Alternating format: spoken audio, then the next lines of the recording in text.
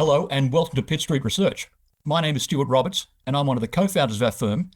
And joining me on the morning of Tuesday, the 14th of April, 2026, it's actually the 13th of April where he is Mr. Hank Holland, who's the CEO of Amaero, ASX 3DA, joining me from Chattanooga, Tennessee. So Hank, good afternoon to you. Hello, Stuart. Good morning to you. So Hank, it's been a pretty busy time for you. I suspect you don't sleep very much. You're working on a redomiciling of Amaero from Australia to the United States, and you've flagged that you'll probably go public on a US exchange later this year. Tell me the latest on that. Yes, sir. So we gave an announcement earlier this year announcing that we have underway a redomiciliation, as you suggested, from Australia to the US. In conjunction with that, we also engage BDO, the audit and accounting firm, to complete what's called a PCAOB, or Public Company Audit Oversight Board compliant audit in the U.S. A lot of words there, but essentially, via some regulatory changes in the U.S. a number of years ago, we have an audit standard here that is different from the audit standard elsewhere in the world, including Australia.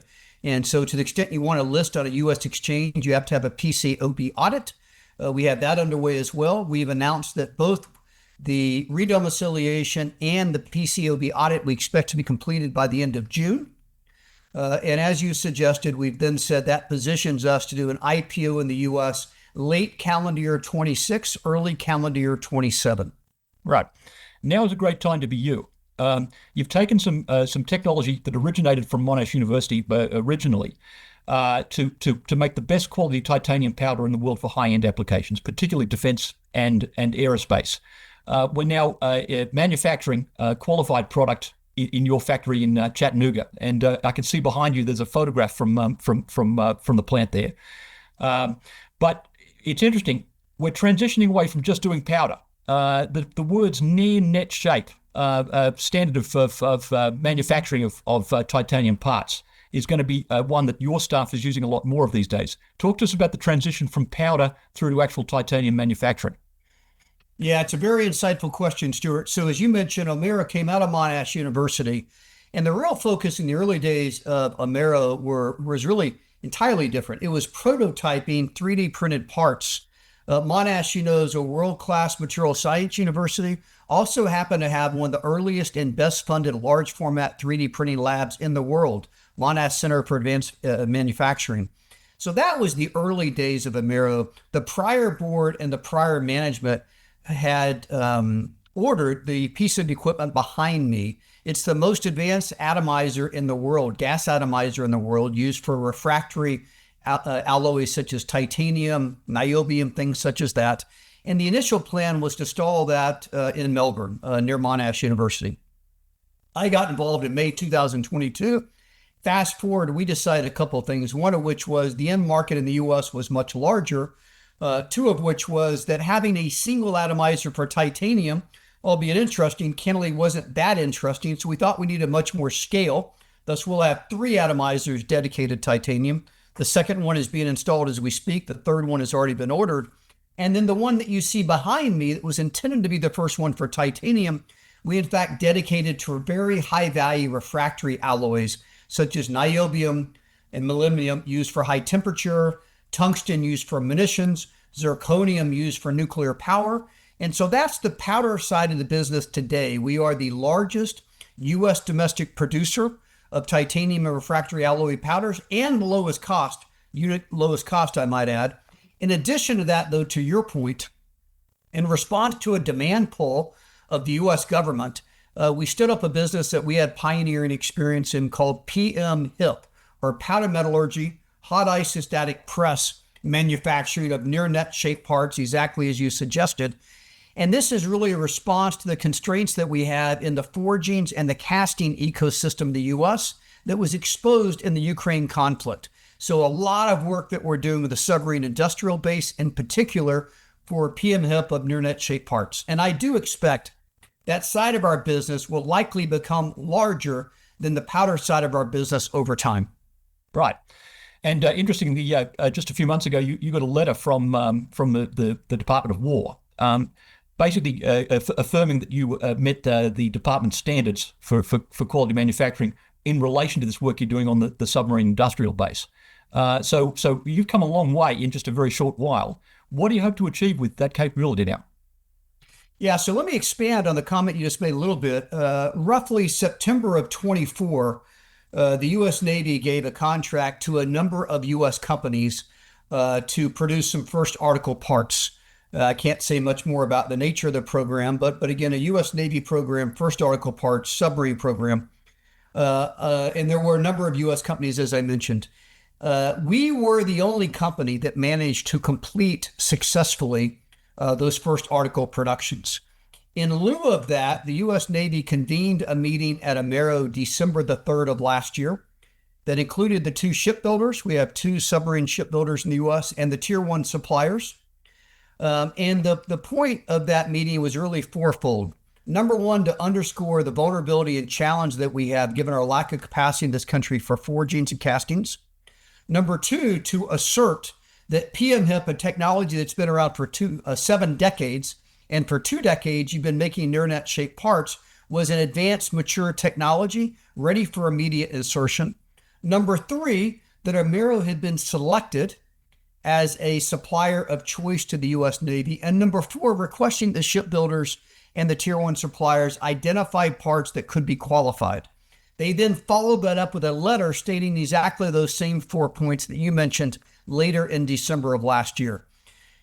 It is a long process when you're qualifying parts for the submarine program, particularly certain aspects of the submarine program. We're now 2 years into that work. And what we now expect to see is that we will accelerate the work that we've done from development into receiving production contracts. And that will be a significant transition in the PMHIP side of our business. Okay. So we've got a lot to be excited about there potentially. And obviously the team's done their homework. And that brings me to another observation. In the research that we published recently on Amaero, we talked about the arsenal of democracy 2.0, the need for Uncle Sam to create an industrial base with a whole lot of companies such as Amaero to be able to quickly build up its warfighting capability. Now, we've seen some of the early fruits of that recently in the Iran war that's been ongoing. Arsenal of Democracy 2.0 relies on a whole bunch of companies to do stuff that has never been done before. And the need to strengthen that has only been increasing as obviously Cold War turns into hot war, if I could put it like that. What's the mood like at the moment in amongst companies like Amaero? So let me provide a bit of context on the comment that you made. I happened to be in Ukraine in the early days of the war. I was in Lviv the night the first Russian cruise missile came in and blew up a fuel depot. You are a risk taker, I got to tell you, Hank. Say that again? I say you are a risk taker. Well, candidly, going back to that decision, my youngest was off at boarding school. I never served in our military. I've always felt fortunate for the freedom that I enjoy without paying that price. And when the war broke out, it was a very small thing I could do. I went over to Ukraine. I hired some SAS commandos. We stood up something called Project Apollo. They got a fair amount of attention. And we started evacuating women and children from behind enemy lines in Donbass and Donetsk. And mind you, this is having just come through COVID. And of course, Australia had its own COVID experience. Ours was bad enough in the US. But I think what COVID exposed were the vulnerabilities that each of our countries had on our reliance of China for foundational things such as the manufacture of antibiotics, right? Who knew, right, that we were so reliant on China for these foundational capabilities? Now I find myself in Ukraine. It just became so clear the U.S. was going to have to reindustrialize. Right. So I come back, I look at 19 businesses. It led to an investment in Amaero. Now to your point about the arsenal of democracy, not everyone in this call might be familiar with that term. The Arsenal of Democracy was a book that was authored about 1939 to 1943. Remarkably, in 1939, before World War II started, the United States of America would have ranked 17th in the world as a country from an industrialization standpoint. Right. It was still a rural country, basically. We weren't much of a country. We weren't much of an industrial country in 1939. The only countries in the world that actually were able to really make not jets, but airplanes to speak of, were Germany and the UK. And particularly Germany, of course, right? Germany, much, much stronger.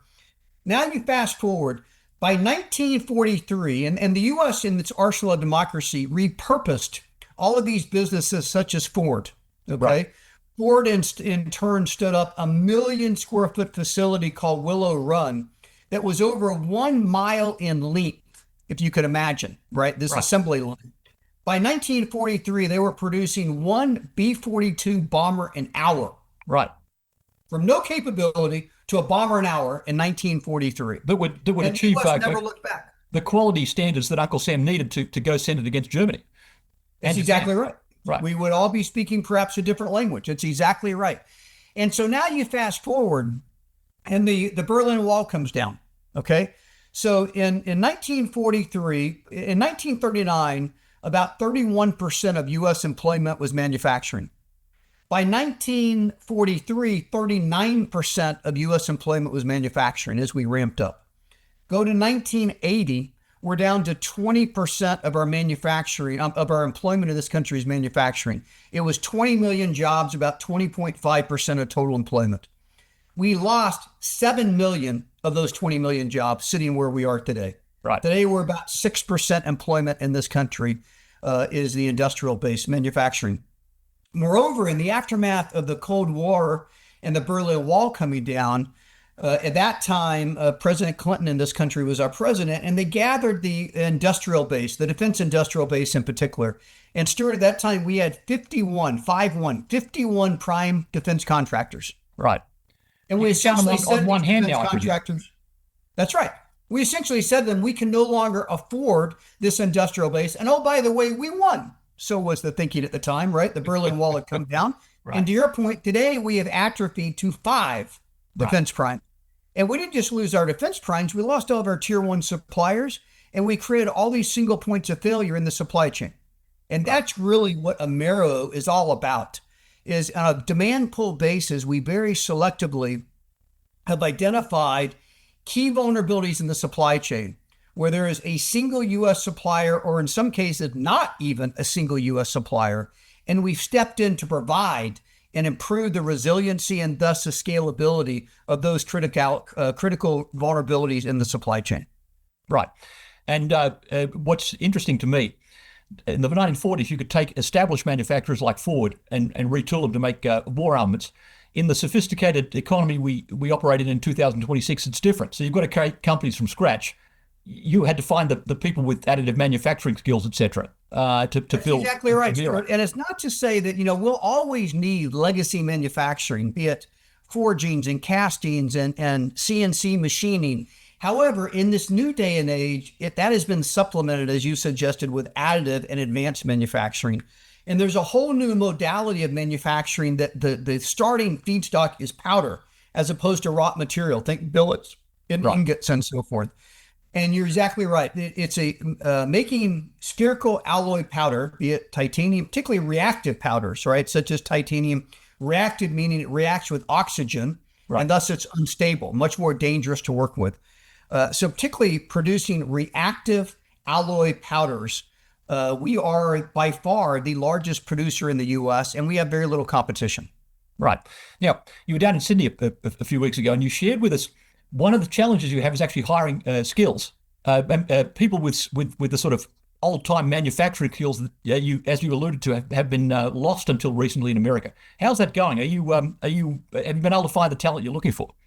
So we're making progress, but it's an indictment on my country, and candidly, it's an indictment on your country. So in my country, we've convinced a generation of kids to go get $200,000 of debt and a degree in philosophy.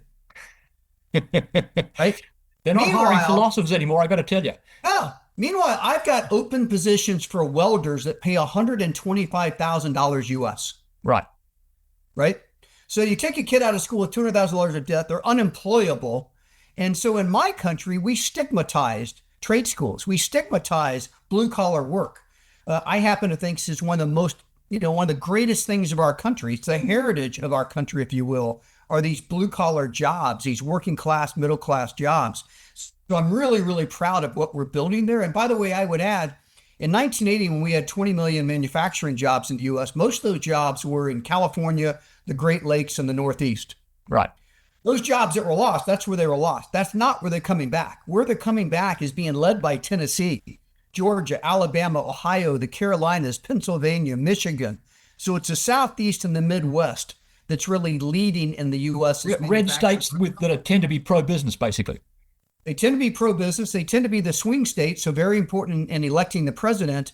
And they also tend to be where this workforce development that you talked about is occurring. Right. All right, so bring it back to Amaero. A while ago, the U.S. government was shut down for a little while, and when the U.S. government shuts down, the people who work for it have to triage what they pay for. That had an impact on you in terms of your revenue was lower than you were expecting. Now, you haven't come back and given guidance again, but the government's reopened. So can we at least say that the order flow that you were enjoying up until that shutdown has more or less come back? Yeah, let me give a bit of detail on that. So the government shutdown you referenced last year was the longest shutdown in U.S. history. It was 43 days. Prior to that, though, our government is on a fiscal year that starts October 1. Prior to that, fiscal year 25, we never passed a budget.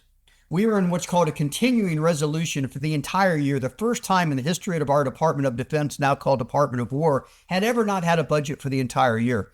And the implication of that is DOD or DOW, when you're in a continuing resolution, is not allowed new starts or restarts. Right. So all contracting is paused. So it began with FY25, and it was exacerbated, as you said, by the government shutdown in FY26.